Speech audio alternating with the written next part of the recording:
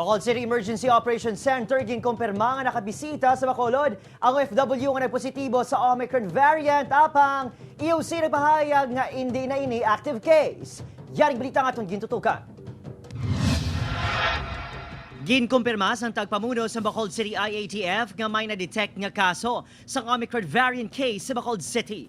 Ini among 38 anyos na lalaki kag crew sa isang cruise ship. Sa timelines ng EOC, December 15 sa nagabot ini sa Manila gikan Miami, Florida. Matapos ang 4 ka adlaw ginpaidalo ini sa RT-PCR test kag sa December 20 sang nahibaluan nga positibo ini sa COVID-19. Matapos ang iya isolation, December 31 sa nagpadulong ini sa Bacolod City bangod may ginbisita ini. January 1 sa nagwang report sa Philippine Genome Center nga positibong iya sample sa Omicron Variant santo sa genome sequencing sini.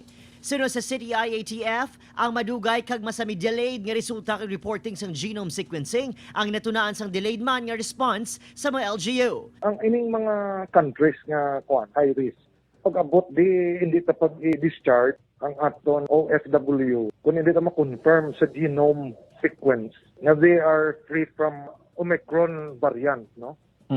Because this is very dangerous eh. Already subong sa amon, I think na negative na because confined siya or na-isolate for the past 15 days.